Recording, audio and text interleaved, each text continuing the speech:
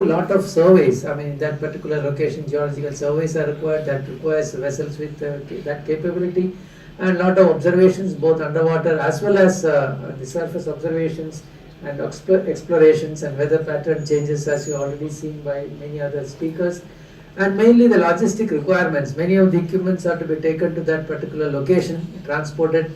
That is the main another requirement. So these are all basically contradicting. You see that it has got, it should be, the dead weight should be quite high because it has to break the ice. The underwater radiated noise has to be less because it should not disturb the environment. And open water efficiency, because the Antarctic ice and all will be only when it is close to that. If you are starting from Goa or any Indian port, it has to go to that location. So open water also, it should be efficient, and it should be of the reliability of the highest order, and the logistics of the vessel, the draft capabilities, the performance, DP, it has to be dynamically positioned. It should stay put in one particular location, taking the signal from the DP, from the GPS, and it has to have a very high efficiency in ice breaking, and various other specific requirements like space for people to stay, etc. And I will just touch upon this aspect. That is, there is something called the national class notation for these polar vessels, starting from PC 1 to 7. It is the opposite. That means PC 7 means this is old ice, summer and autumn operation. So it is quite fine with this.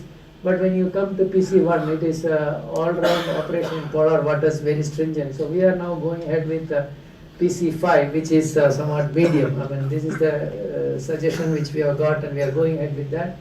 And you see the critical design aspects. As I said, the polar class 5 will have about 0.2 to 1.5 meter of ice breaking, and special sea keeping capabilities up to 12 knots, cruising at even at sea state of 5, and it should be able to safely hoe and come out of bad weather.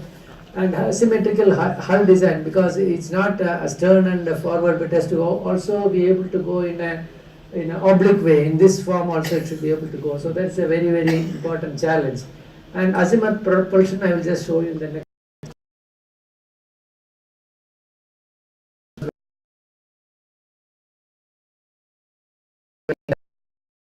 As minimum as possible, and it should also have to reduce the ship's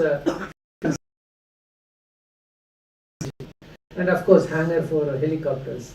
Now this is here. It is something slightly different from the conventional propulsion. This will be projecting out of the ship. This will be below, and you can see this will be the propeller, and this can rotate. It can rotate up to 360 degrees. So even without a rudder, it will be able to steer and all. So this is a pod propulsion which is to be put, and this has got a very sophisticated speed control using variable frequency drive, etc. And there are other MARPOL emission NOx, that is nitrous oxide emission limitations as per IMO regulation.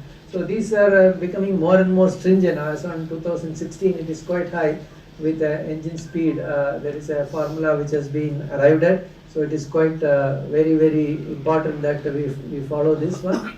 And if you see, these are the general specifications which we have arrived at. I should say that this started with when Dr. Rasik Ravindra was the director, and Dr. Goyal was the chairman of the committee, and it went to Dr. Rajan as director, and now Dr. Ravichandran as director.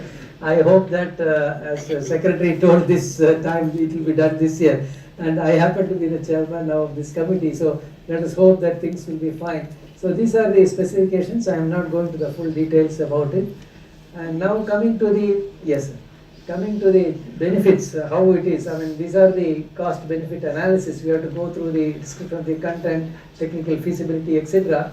So if you see that this is the estimated cost of acquisition for life taken as 35 years, including the interest, it will come to about 2,888 crores. And if you see a wet lease, that is, a wet lease means the crew also will be provided by the company from whom 50 crores, and hence we found that this is economically viable.